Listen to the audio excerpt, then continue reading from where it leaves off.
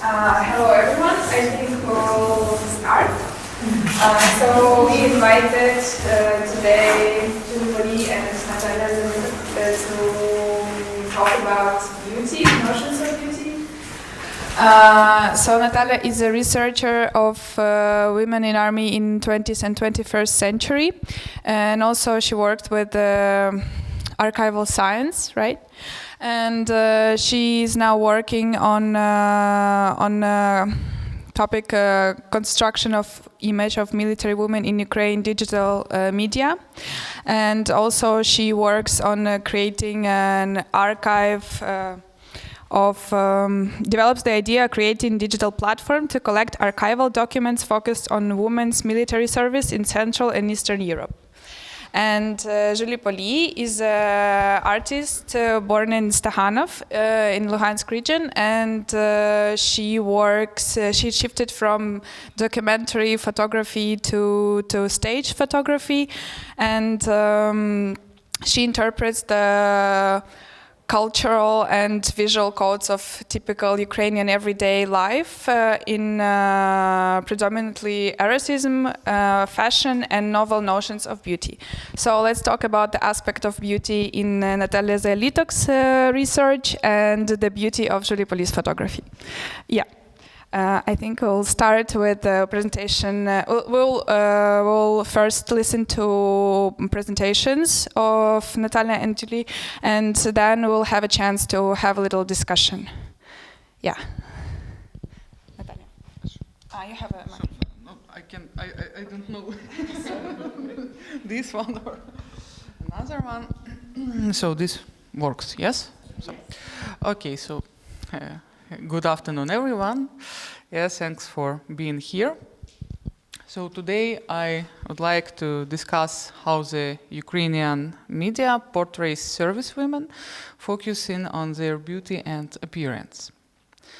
So at first glance, the topic of beauty and appearance in military service doesn't seem to be a priority for the research, especially in times of war. However, when viewed more broadly, it becomes clear that this aspect is not as insignificant as it might initially seem. The formation of an image of women as a decoration of the military team, the expectation that they adhere to conventional beauty norms, deeply rooted in civilian society and extended to military sphere, along with the simultaneous criticism and ridicule of those who strive to meet these beauty standards, all contribute to a broader pattern. And this, combined with the general tendency to sensationalize women in military service, push them into female and often auxiliary roles, paternalism, and other phenomena stemming from the patriarchal nature of the military, prevents women from feeling equal in societal weight and status to their male counterparts. The issue of appearance and beauty, as reflected through media coverage, vividly illustrates that the image of a soldier in Ukraine remains masculine by default. Any deviation from this norm is highlighted through gendered mediation and framing to maintain the status quo. Male soldiers are simply allowed to be themselves.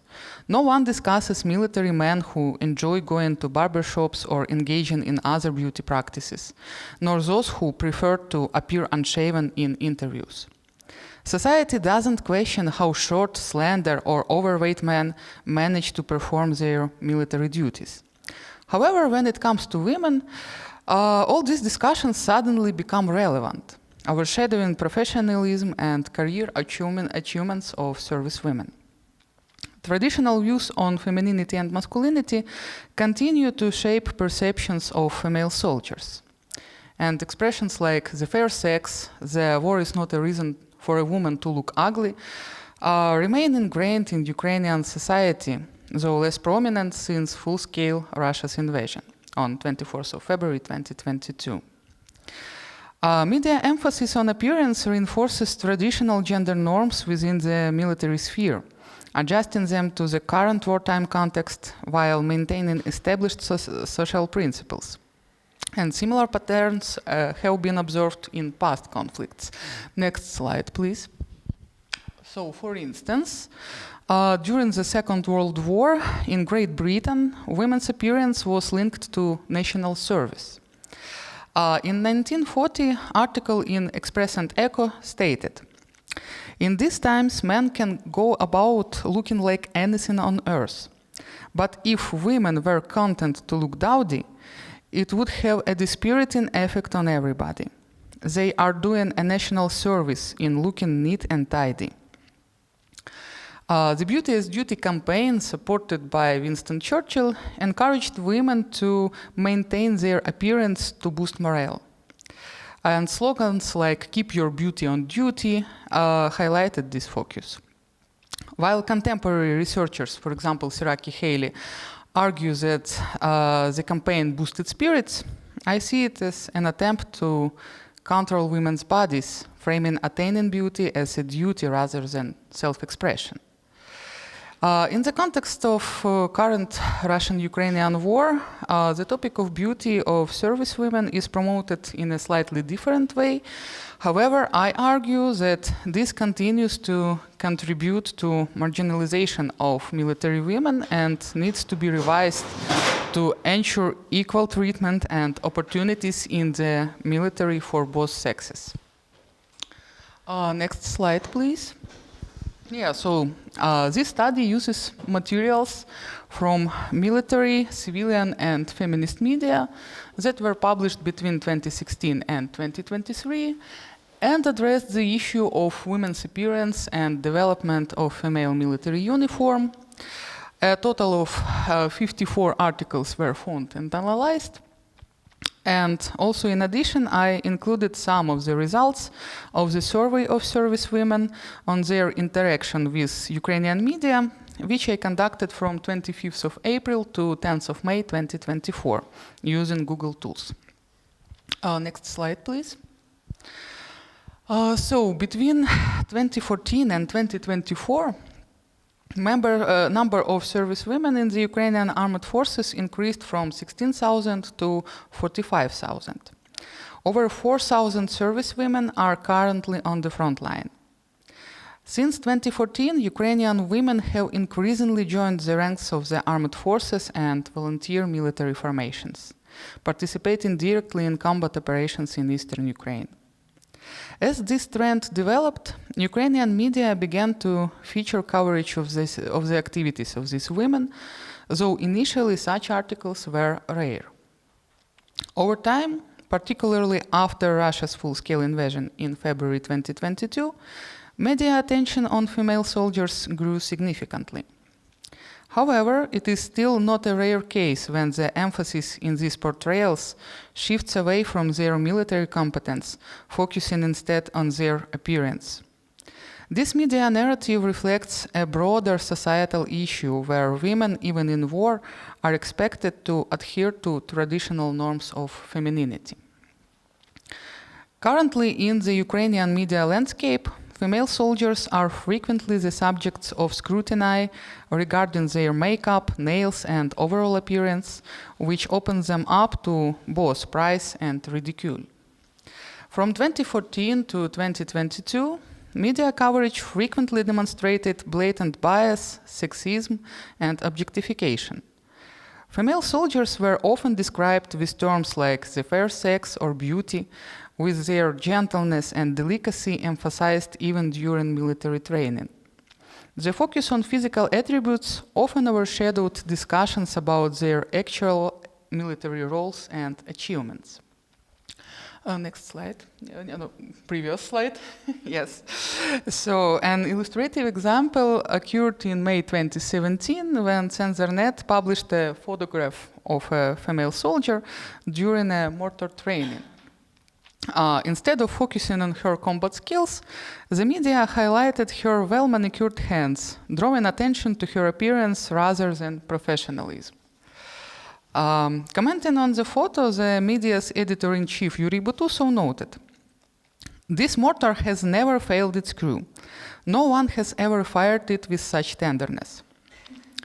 And volunteer Yuri Misyahin, who shared the same photo on his Facebook page, commented, "War is war, training is training, but even a mortar can't ruin beauty."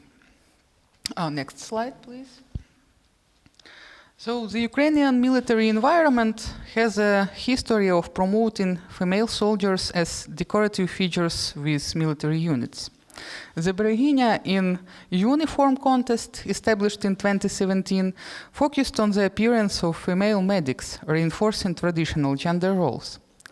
The contest's title referenced to the myth of Bereginya, a feminine figure meant to embody motherhood and domesticity. Though debunked in particular by Ukrainian scholar Oksana Kis, the Bereginya narrative still persists. This framing is evident in the media's coverage of the contest, where female medics were described in terms of beauty and grace despite their significant professional contributions.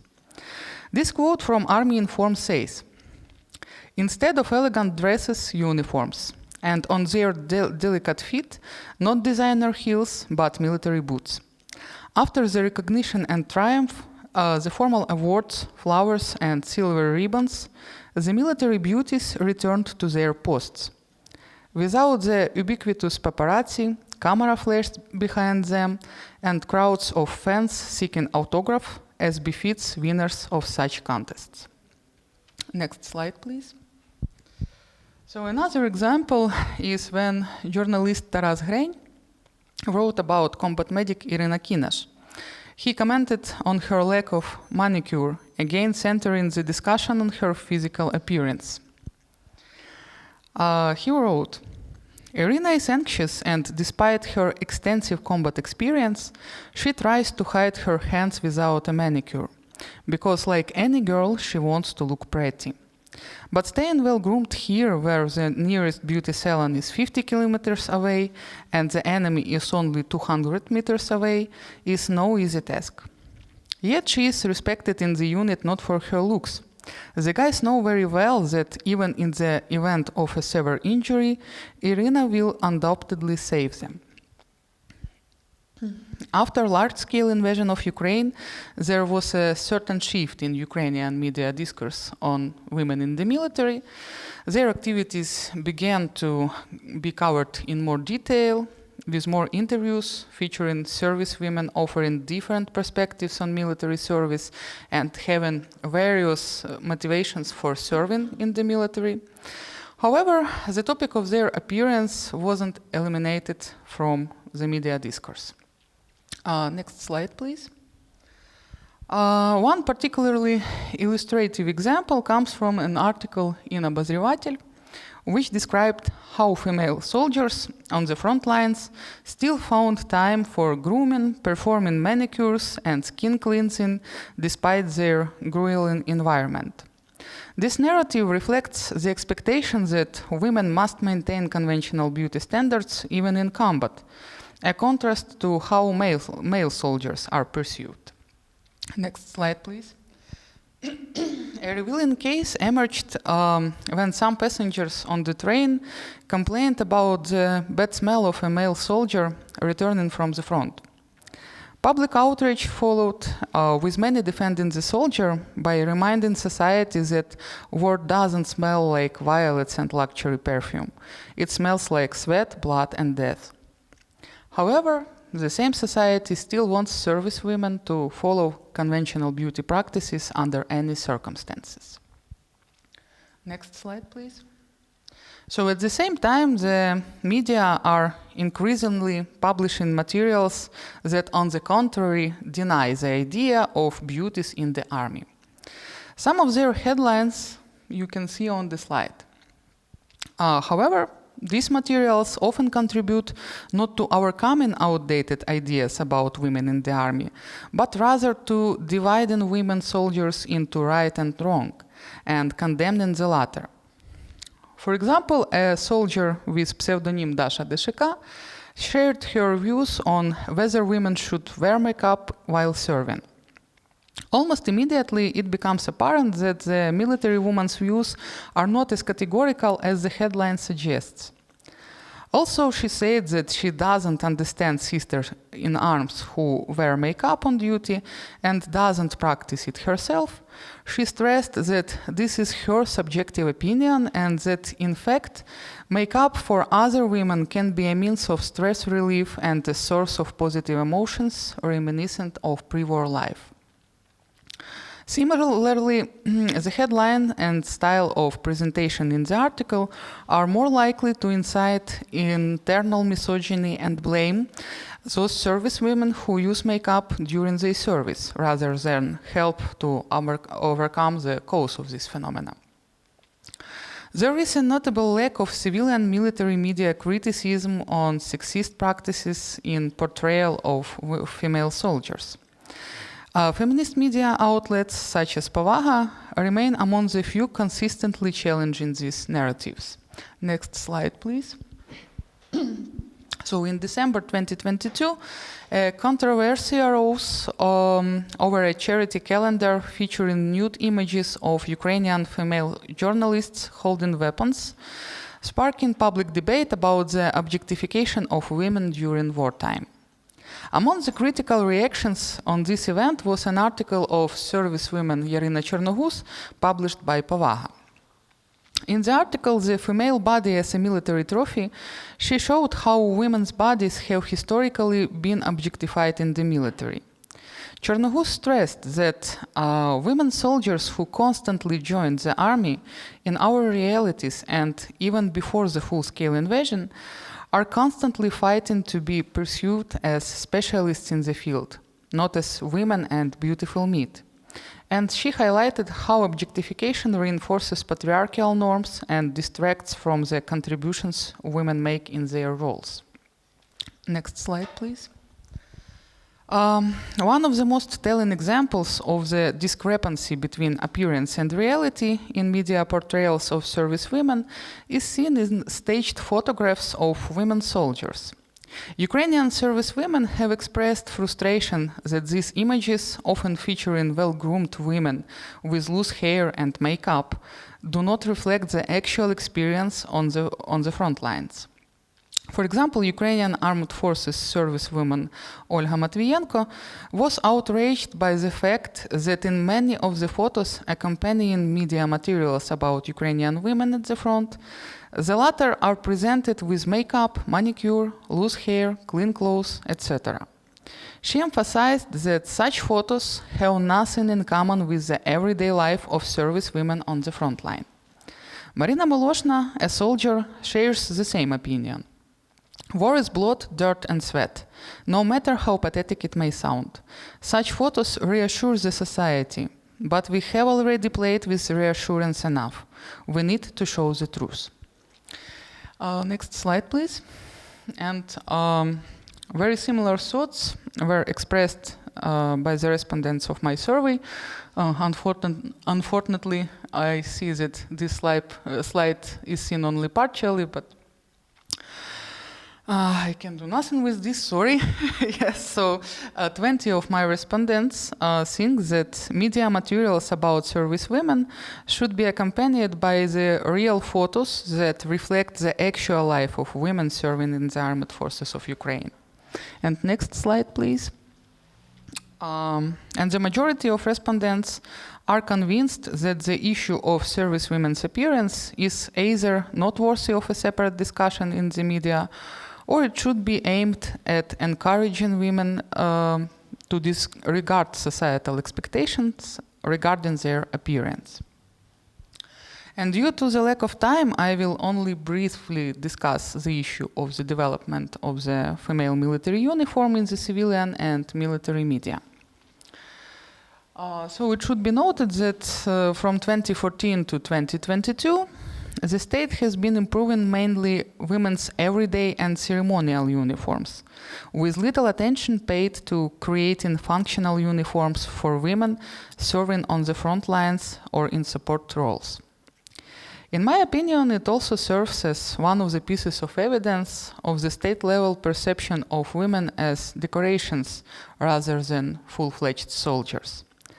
Most media coverage during this period mirrored these priorities, focusing on aesthetic elements rather than the practical needs of service women. Next slide, please. So let's look at example from Army Inform. In November 2019, it published news about testing women's everyday uniforms in the Armed Forces of Ukraine. The article implied dissatisfaction among service women, but rather than addressing their concerns, it reinforced stereotypes about women's supposed capriciousness in choosing clothing. How many women, so many opinions? You can't please everyone, especially when it comes to clothes or heels. The focus was on making uniforms visually appealing rather than comfortable, with significant issues arising from shoe designs. High-heeled options were favored over more practical choices, and in addition, the article first claimed no complaints about new pants, but then it contradicted itself by stating that in pants, thanks to the darts in the back, there are no pockets anymore. They emphasized the female figure became a little narrowed. However, some women notice that pockets are still needed because they have a habit of putting something there. As we can see, the emphasis was placed on enhancing the female figure rather than practicality. Next slide, please. So shortly after, civilian media outlets referencing Army Inform published articles that closely mirrored the original content, omitting phrases like beauty's in uniform and you can't please everyone. However, I couldn't find any criticism that the design of the new uniform demonstrates the priority of beauty over functionality. Since the beginning of the full-scale invasion, the general principles of covering the issue of providing women with military uniforms have changed significantly. First, the issue of rapid development of field uniforms is now dominant. Secondly, the main focus is on its convenience. The need to create field uniforms to enable the effective performance of tasks on duty rather than for beauty is now clearly articulated by both the authorities and journalists covering related issues. Next slide, please. It is also important to emphasize that there is a striking difference in rhetoric of the military media Army Inform regarding women's military uniform compared to how this issue was covered before the large-scale war.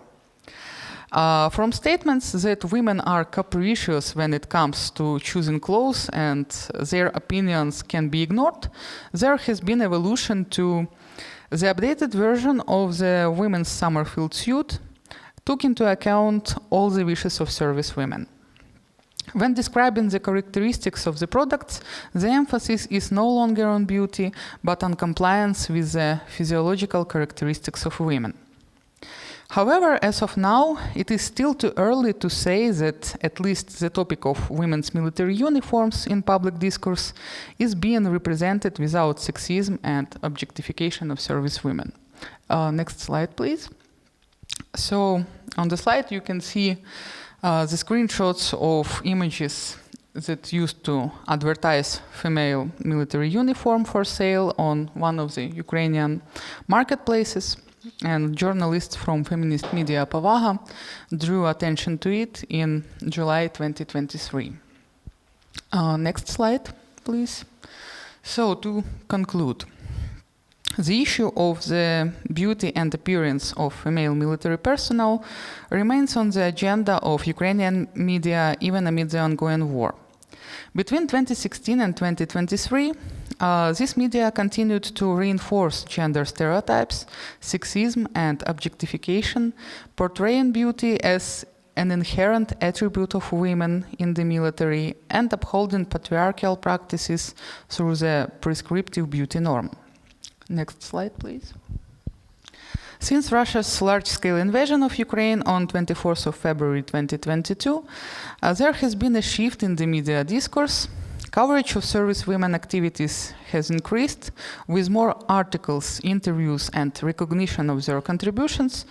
The discussion on the creation of women's field military uniforms has gained relevance and is now primarily focused on the practicality and functionality.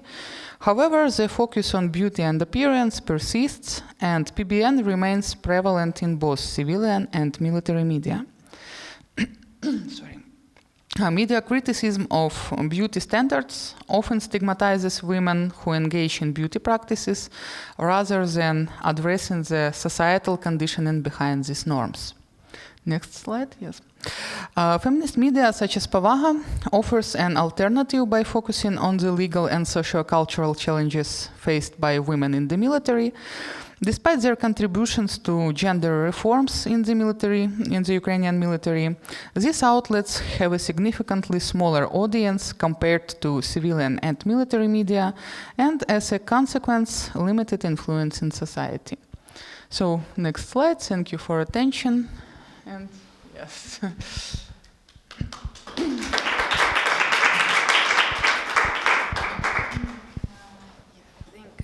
Now continue with Julie's presentation. Can you try the microphone if it works? Hello, it works. My name is Julie. Thank you, Nataliia, for this presentation and your research. I want to introduce myself and tell you that I'm a multidisciplinary artist, and this is not exact my focus of my practice, but in some of points I think I touching this topic, so I super excited about connection when what we can find today in this conversation. So I will a little bit introduce my practice to you, and then I would be happy to discuss and for the questions. So. Yeah, I was born in Stakhanov, Lugansk region, and I started my practice with photography. First I start with documentary, and I was impressed by Kharkiv School of Photography, and especially Boris Mikhailov, who is also had the public talk right now in Hamburger Bahnhof. But yeah, so I was starting impressed by Kharkiv School of Photography and conceptual photography, and I also have a fashion background in fashion photography, and then I developed my personal art practice, and so I combine both my experience in fashion and my artistic practice.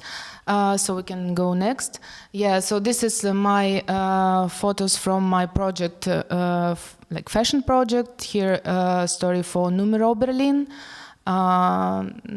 Next, so this is my story for Vogue Ukraine art issue. It was issue about perspective for Ukrainian future. It was in 2024, archive works.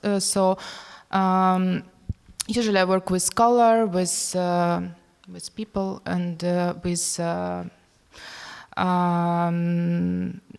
the stories, like everyday life stories which I see around me, and which is very inspired me. And yeah, we can go next.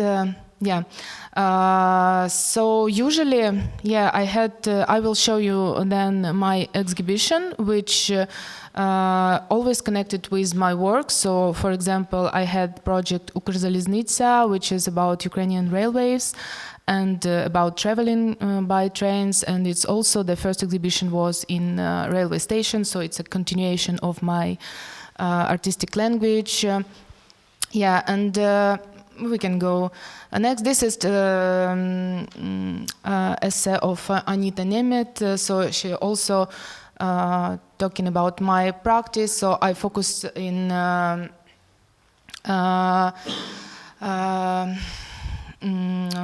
also novel notions of beauty, empowering women bodies and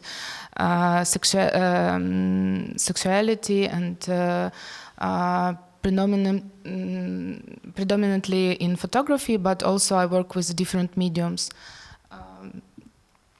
So I will dive you into my old K projects, which you can more fully understand and see my practice. This is Kizbrysmiao playing card decks.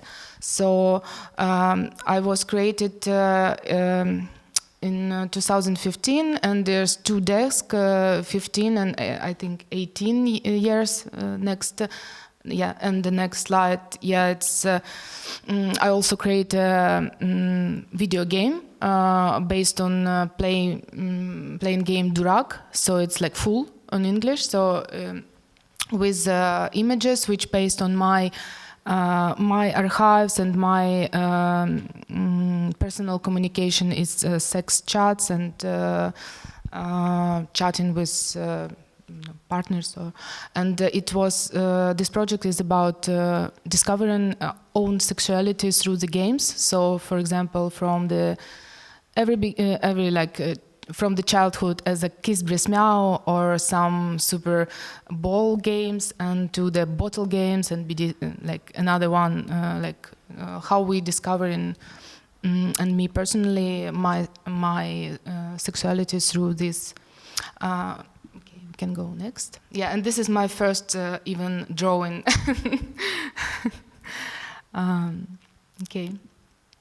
This is project Send Nudes. It's was developed in 2020, and it's about webcam modeling and sex work, and also this project synchronized with COVID times, when you can have you was sorry for my English. You had your work Zoom call, and then you have sex on your laptop, so it's covering all this sexting and online web modeling. Yes. You can go. And this is one of my big projects, Hrishnytsia. I told you in the beginning. So it begins with this exhibition. It was in a Ukrainian railway station. I was showing the preview in 2018, and then I was create this project 2 years. And I have a background. I was working as a conductor for 3 months. I was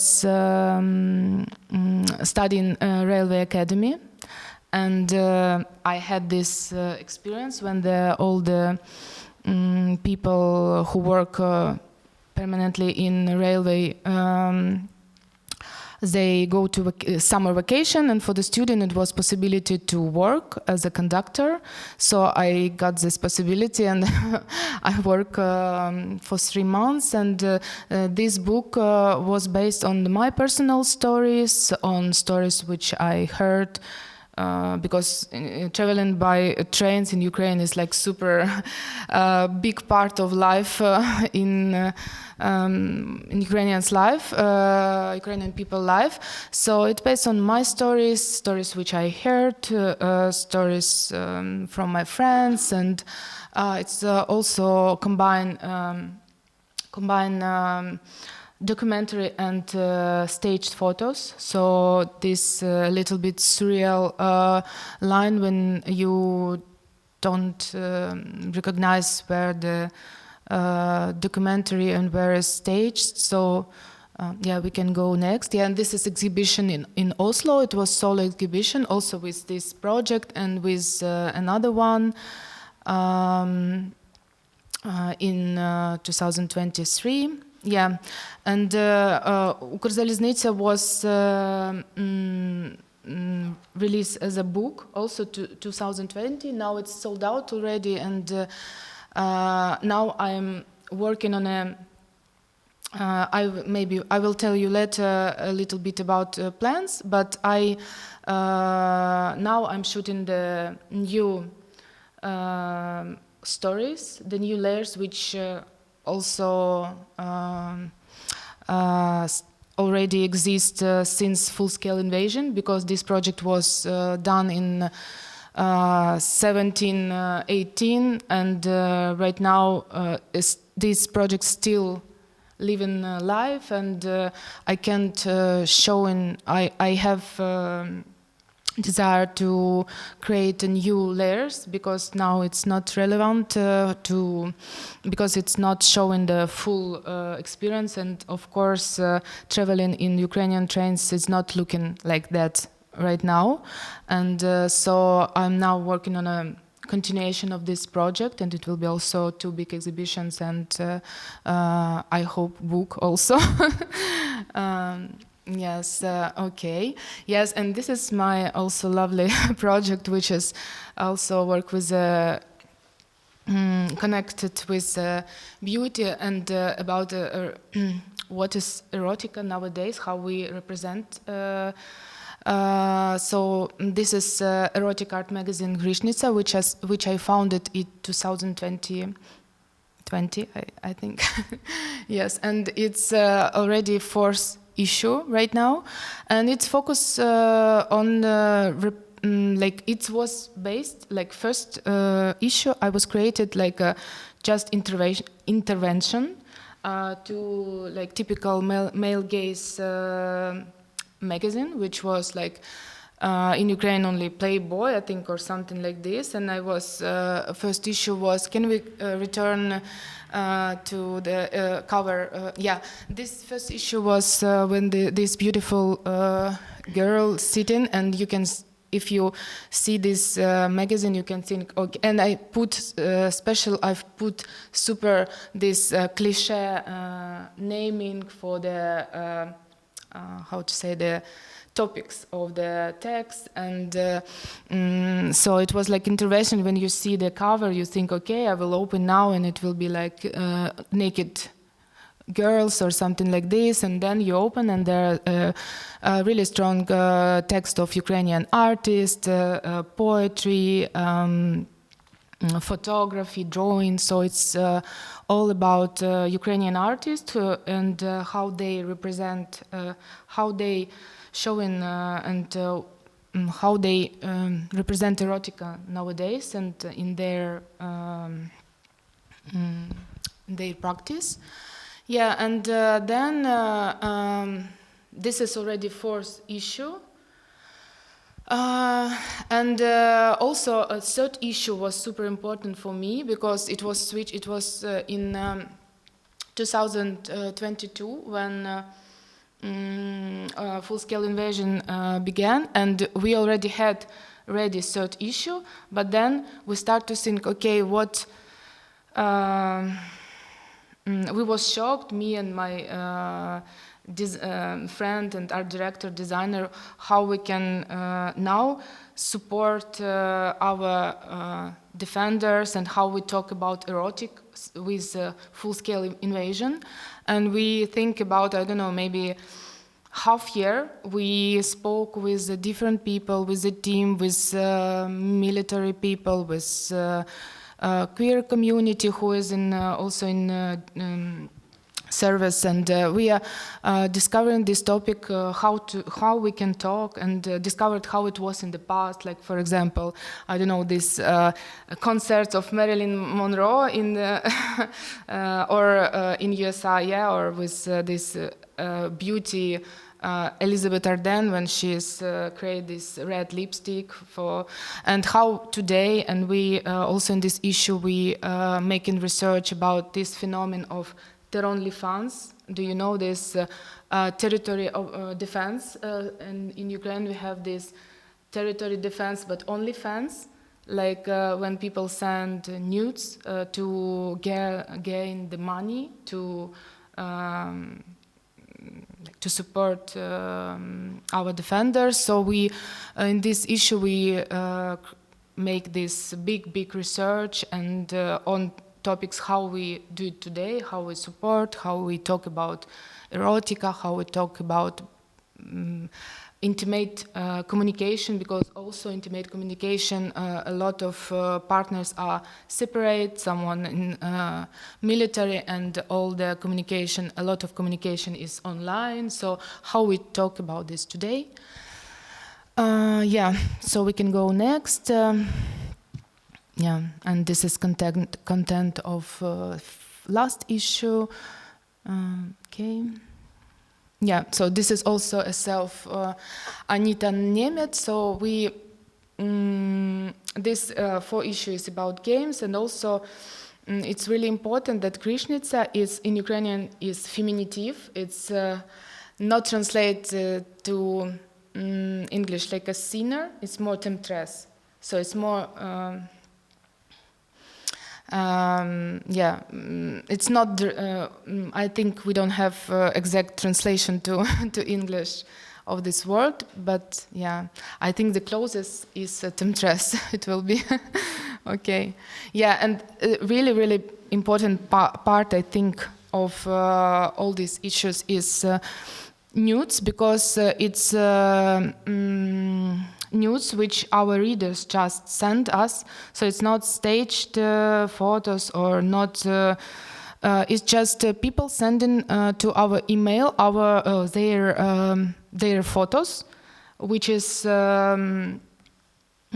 representation how they see themselves, how they see nudes, how they see their sexuality, and how they want to be seen. So it's my favorite part of the magazine. I love there's so many life in this. Okay, yeah, and I just want to say a few words about my practice. So my plans, yeah, and right now it's really changed with war, of course, and I also working on. Video game. Right now it's about informational war and about propaganda, and how through the mechanic of the games how reality is distorted. So it's really new for me, and I'm super inspired, and I'm continuing working on the magazine, and yeah, and on this exhibition of Revise and Ukrzaliznytsia project to add new layers and more full, how to say, okay, like project or photos which is relevant for today. Yeah. Okay, so yeah, thank you. And I want to say only a few also. I have few thoughts which I think important before we have the conversation or questions or anything. So I think for me it's really important. I would really love to have in conversation someone from the military, even online. Unfortunately, it's pity that we don't have, because of course I can speak only from my experience like of communication or just my perspective, but it would be interesting, of course, to it's important, yeah, and it's pity that we don't have in conversation today. And also I wanted to say, I even make a notes, yeah, but I don't watch it. Yeah. Yeah, I have a lot of questions to ask. Maybe let's.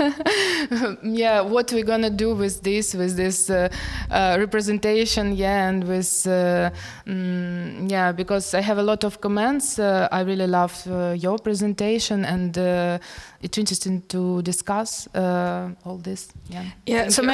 maybe I will pose the first question, then we can continue it as a conversation. Thank you so much for your beautiful presentations. And the question I wanted to discuss is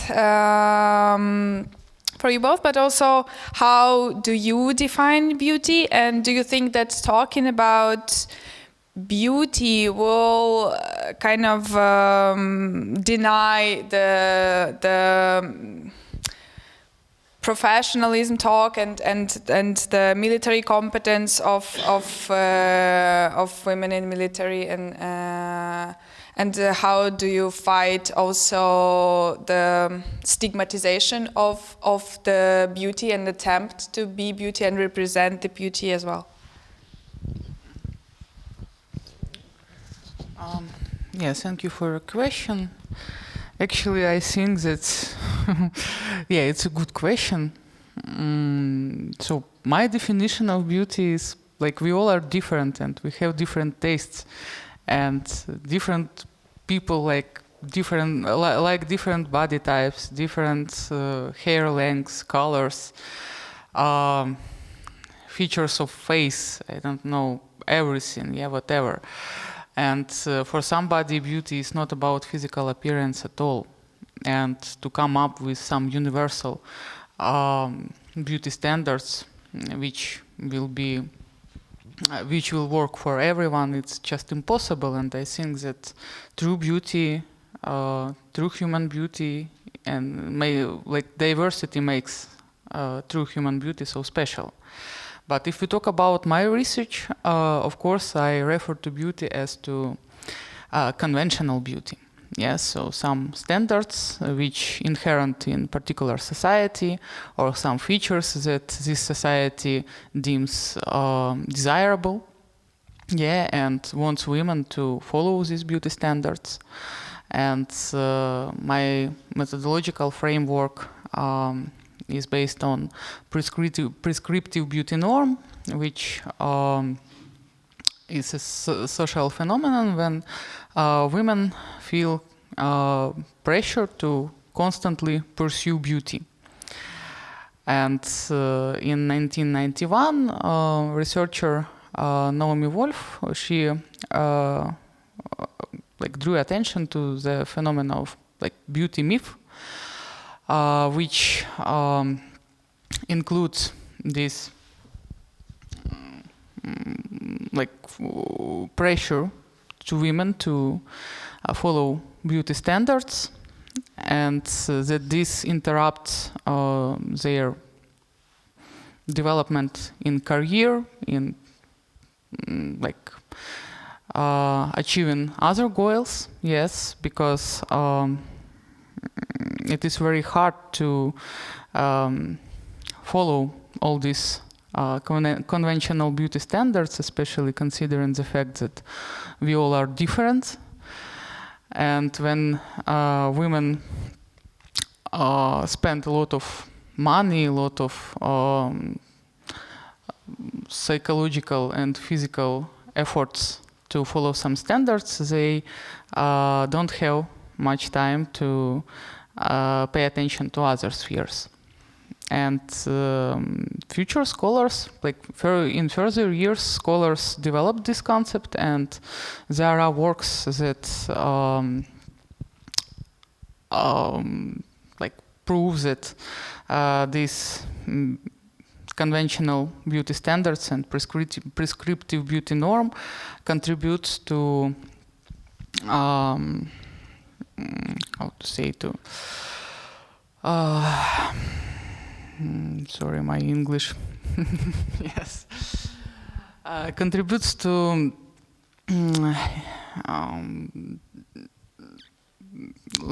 they have bad, negative effect on well-being of women, and they cause self-objectification, and they put women into not equal rules, yes, with men, in gaining success in society. So actually, I think I answered your question about beauty and my definition. Or no? Or you have some additional questions? I mean, I just recently went through some Facebook page of organization that is meant to support women in army, and for example they present this like you can apply for 3 days transformation beauty like with stylist and other stuff, and it is like meant to support their mental state. So in a way I feel that it can be sometimes it is problematic because it's also something that seems to be necessary for women when they talk about female like the needs of women in serving in army. So that's why in a way it has this like different sides in terms of course some image and some something is imposed in a way that there is a demand for you to look certain way, but also sometimes it feels like an inner impulse and a necessity to also to represent some sort of beauty in order to feel certain way as well, like as a empowering force, you know. Yes, but actually it's a very tricky, like not question, tricky issue, I would say, because this inner impulse, it's something that I hear very often, but it reminds me of again the practice of Second World War and auxiliary territorial service, which existed in Great Britain, and when they issued posters, glamorous posters of for women to recruit more women into this organization. Yes, and this poster represented like very feminine portrait of women with makeup, with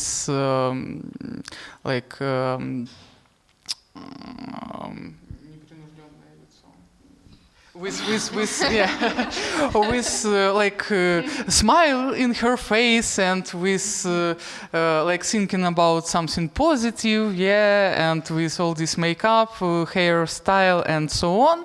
And many women indeed believed that after joining this organization, they will start such kind of life. And of course, when they came to military training center and to camp for training to serve in this organization, the reality was completely different. And auxiliary territorial service had problems that, like in the first years, women joined this organization voluntarily. And 30% of volunteers in the end of 1940 just wanted to, they ended their service because they didn't manage to endure the conditions in this organization. And of course, after these posters, there was discussion in House and Commons, and of course, many members of parliament said that what are you doing? This doesn't reflect the real conditions. Yeah. In case with Ukrainian army, I didn't see this such things, but again, if we talk about military service and appropriateness of all this stuff, yeah, it depends on the positions that you hold. Yeah, if you can, for example, have these nails or makeup or something, and there is no code which demands you to follow some like standards which are appropriate for the army, I don't think that it's a problem. Yeah, so if you, for example, make do some office work for military, and you can come with like manicure, nails, and so on, and it doesn't interrupt anybody, and you can work, why not? Yes, but if we talk about frontline, yeah, and how women should make manicures and haircuts and so on the front line, it's just something I don't understand for what reason it's discussed in the media. Because, for example, my respondents, when I asked them about this manicure, one of them just wrote, "What a stupid question." Yes, so without "how you dare," yeah, or something. But she just says it's a stupid question because they don't have a resource for this. They have much more important things, and again, if it's internal impulse, it's only your business. For some women, it's very important, yes. For some women, it's not. But beauty shouldn't be, especially conventional beauty, shouldn't be a means of measurement of your expertise, of your professionalism. And if you want to talk about somebody's beauty, about military women, about other professionals, about male beauty, actually, because it's about both sexes, not only about women. There are special, I don't know, platforms, special events connected with like a discussion of aesthetic, pageant competitions. Yes, I don't know, professional journals, maybe some gatherings which dedicated to issue of beauty. But if we refer to beauty when there is an article about how women defend Ukraine against the enemy, it looks strange, and it looks like reinforcing again these old notions about fair sex and so on. Thank you so much. Yeah, I also remembered that we discussed the issue of manicure with Julie as well. And could you also talk a little bit about your perception of beauty, especially if we talk about image of military? And yeah. Yes, I have some... Can you put a bit closer? So. Of course. Yeah, I have some thoughts also on this. I think it's the most important to give the first role, not how the media should represent women, but more how military women want to represent themselves, because the first role and the first stage must be gave for them. Because for example, even the I saw in your presentation Bakhmutska Vidma. I know her personally, and this outtake was from some media resource, but I also follow her TikTok, and she translate her routine in TikTok and all her mediums. And she is an amazing specialist, and but she translate this routine because of it's part of her identity, and she wants to be seen, and this also part of her how she represents herself. And so I think it's more important how women's in military want to represent themselves and give more space to them and more voices. And but of course, yeah, and especially my communication, because I was shooting 2 weeks ago a lot with military women, and I not telling how they should look like, or I just had the meeting, and all of them came to me with a fresh manicure. But it's not because they. It's also one of the part, of course, in the blindage, in the front line. It's extreme,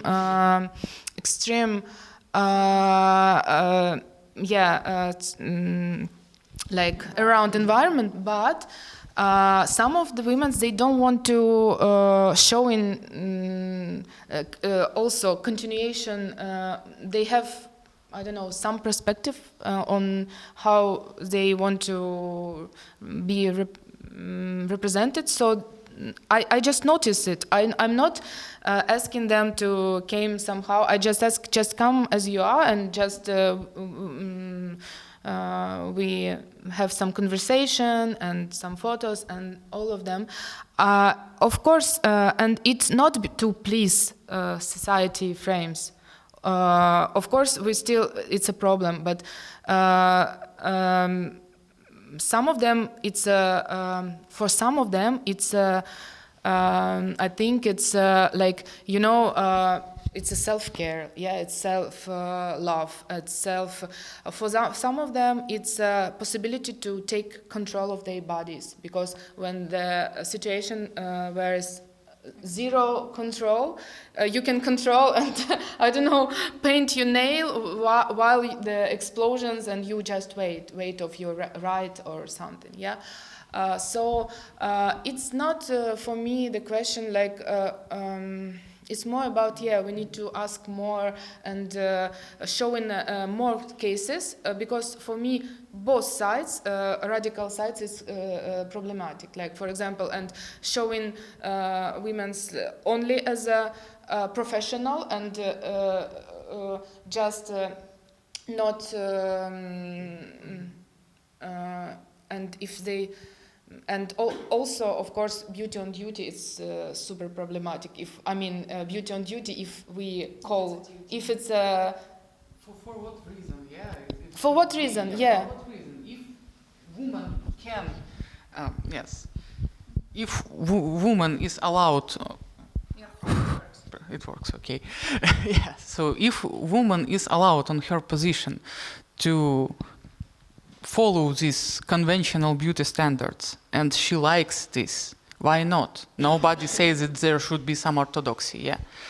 But if military, for example, will introduce the code of appearance, and it will be for both men and women. As far as I know, there were such ideas, and in the beginning of the full-scale invasion in 2022, I read article, like it was interview with gender advisor Nataliia Kalmykova, and they draw attention to this phenomena of like colored nails on the service, and I didn't like that interview because a journalist asked this gender advisor that what to do with women who like to come on their post, yes, on their position with colored nails, and it's like bad for discipline and so on.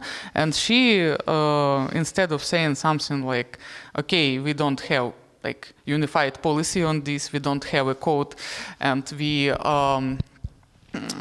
like need to not to fight with consequences, but first we should eliminate the reason.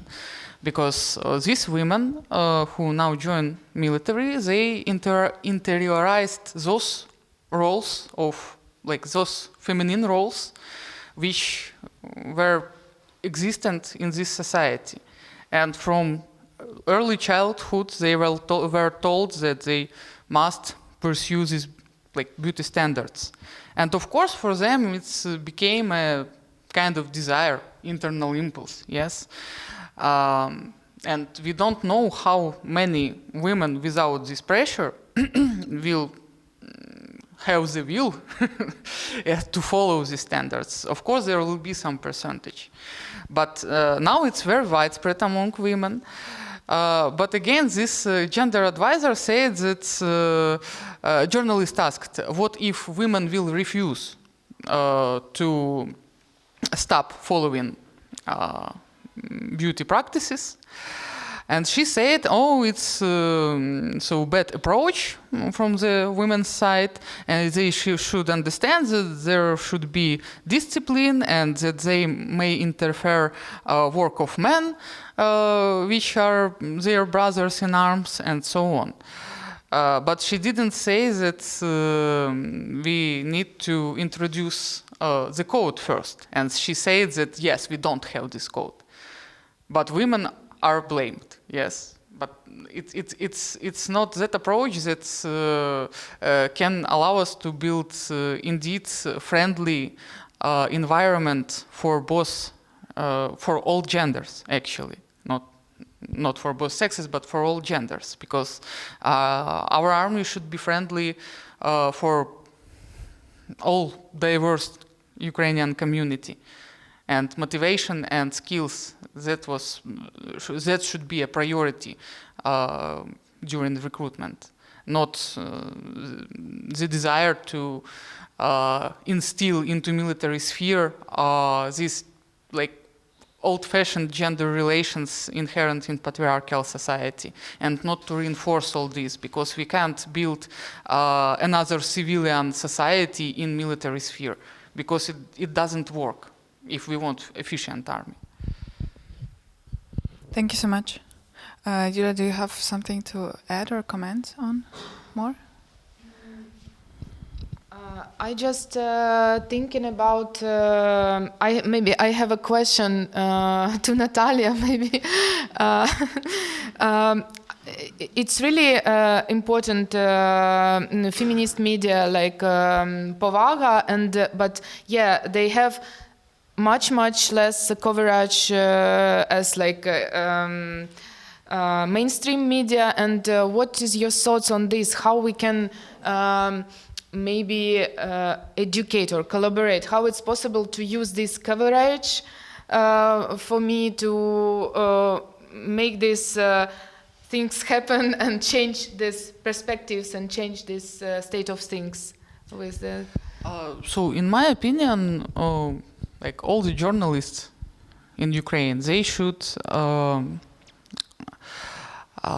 improve their knowledge on gender equality, on feminist issues, and so on. There should be some, like, I don't know, primary courses which at least aimed at eliminating some very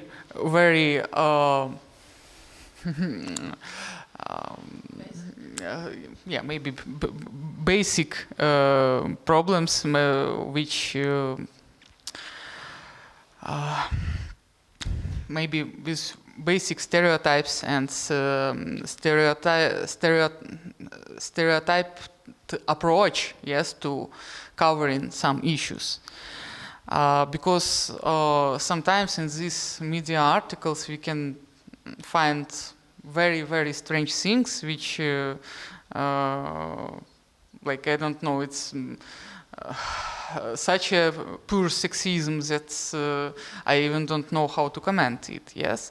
And this basic knowledge is very important for every journalist in Ukraine, and not only in the context of covering military. It covering everything, actually. Because media coverage and media discourse is very important, and that's why politicians pay so much money, yes, to have advertisements and to be represented in this media to improve their level of support. And actually, when our Ukrainian media discourse is full of sexism, of course, it reinforces like old-fashioned visions, and it doesn't contribute to dismantling gender hierarchies. But we need to dismantle them if we want to use, in the context of army, if we want to use like our human resources, all our human resources. But not in that way that just fill in gaps. Yes, because during the Second World War, women usually were used like just to fill the gaps in the defense, yes, and then we utilized them, so they did the work that we wanted them to do, and then we just demobilize them, and we will not do anything to integrate them into army and to allow them to make careers there. Yeah, we will not allow them to be equal veterans, equal to their male counterparts. We will blame them for bad morale and so on. And we will say that they were field wives, yes, and women will start to hide their medals and their past, what was very widespread situation in the Soviet Union after the Second World War. Yeah, and I think that's why actually this conversation is important, because the image is created by journalists and photographers. So of course we listen to the experience of women in army, but also this image that is created is more of a responsibility of those who are in charge. That's why I also wanted to have this conversation with. And, sorry, can I? Yeah, because I just remember that you said that it is very important to listen to service women, yes, and their opinion. So as I said, I had this survey in the end of April, and it included 22 respondents, and one of the questions was, is the issue of appearance of service women worth of discussion in media discourse? And 11 of my respondents, they said that this issue is not worth of discussion at all, and this is a consequence of objectification of women. Yes, and actually I give them several answers, yes, and also I gave them opportunity to give their own answer if there is no option that fits to their views. So they 11 respondents, so the 50% choose this option that it doesn't it's not something that should be discussed in media at all. 6 respondents said that they want to see more materials that encourage women not to follow these conventional beauty standards. Just be yourself and do as you wish. Yes, you just listen to your internal impulse. If you want, and it's not forbidden, you can. If it's not allowed, of course, you need to do as prescribed, because military sphere is like very the discipline in military sphere should be kept. Yes, 4 respondents choose both options. So if we discuss appearance in media discourse, it should be discussed in that way that women should be encouraged not to follow this social pressure. And only 1 respondent said that there is a lack of materials that push women to pay more attention to their appearance. So I think these results speak for themselves. So, but again, it's 22 respondents, and the majority of these women had experience of performing tasks on the front line. So it wasn't like staff owned. Yes, these were women who served on the front line. I think only 2 from them don't have this experience. Thank you. Julia wanted to add something when it will be last comment, because we are going to continue. I just wanted to add, talking about educating journalists, media, I think it's really important to not forget about also educate ourselves how to filter information, because now in this ultra fog with disinformation, with propaganda and everything, and where weaponization of media, we need to select the resources, and also important to just check direct resources. For example, a lot of women, they run their own pages, and just be aware and super selective with the with the resources. I just want to add this. Thank you for a wonderful discussion. Do you have any questions so far, actually? Yeah, please. I wanted to add something, if it's possible. Yes, sure. Without a microphone. Okay. Thank you. I remember that when the war started in 2022, there appeared a photo or more photos of beautiful Ukrainian men, and it was used to present in comparison the beauty of Ukrainians. They were really athletic with beautiful faces, and the suits that they were the clothes that they were wearing. Everything was really perfect, and then they compared it to the Russian army, where they, of course, they have chosen the poor, small men, dirty, with clothes that they look like almost the Soviet army from 45. So I remember that it was also used in the media to compare and to show how weak and poor the Russian army is in comparison to Ukrainian one. But they used also men, and they have chosen beautiful ones. Yeah, so obviously. and again, so it's like prejudice in any case, because actually to be a good soldier, it's not about appearance, only appearance, and even muscles and even strength.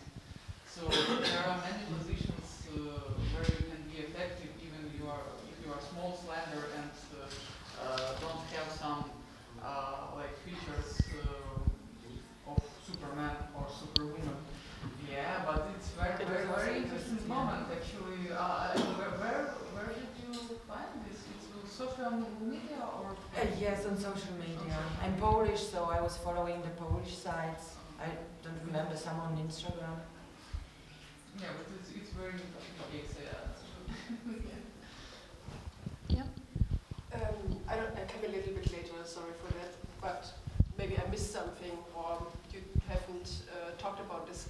But which role plays probably pregnancy of women or motherhood or something like this in the magazine as well as in Ukrainian army when it's about female soldiers? So what actually in Ukrainian legislation it is enshrined that there is gender equality between men and women while they serving, but there is exception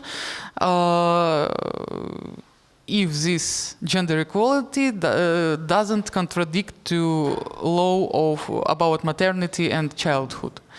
So of course if woman is pregnant, she will be demobilized, but after certain period, yes, and it depends on like her health condition and so on. So it's something that yes, it's like exists, yes, and I know I have several service women who were demobilized recently because of pregnancy, and one of them a few days ago gave birth to a child. Yes, but those women started to serve from this one started to serve from 2019. I don't remember when started the second one. So this exists, but what's the role in what context? I mean, what? It's about media coverage. About media coverage, actually, it is very rare, to see these materials. But sometimes, for example, I remember when there was material about releasing of poloneni. Prisoners, captivated Azov soldiers, yes, and it was first release, yes, exchange, yeah, it was first exchange, and when all this like command staff, which was in charge of defense of Mariupol, yeah, and I remember this material, it was so interesting. It reported about exchange of commanders of Azov and male soldiers, and then they wrote like, and in addition 6 pregnant women were exchanged. So 6 pregnant women and soldiers of Azov. I thought maybe these are civilians or something, but no, they also were soldiers, and they were pregnant and in captivity. And this media just represented it just as random pregnant women which didn't serve, yes? So it was like a surprise for me, and I am going to address to this case in my monograph, yes, but as I said, it is not typical topic for media discourse in Ukraine about pregnancy in the army? What about the magazine? I have. Yeah. Yeah. In the magazine, also we. I don't. It's a good question. Yeah, and me as a mother also.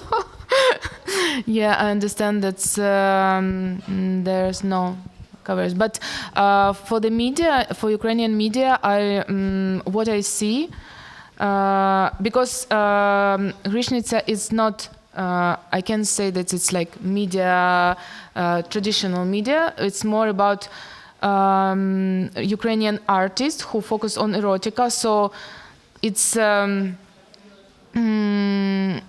more about how people send their works. So yeah, but it's interesting to make more research. But for the media in general, what I see that it's more represented as like some story and how women in service like manage her service life and like life in military, yeah, and life being mother, and that's all. Yeah, but not exactly some coverage about mobility or how it's be, but more about in general, like few words, and that's all. Yeah. Thank you so much. And I'll give microphone to Sebastian.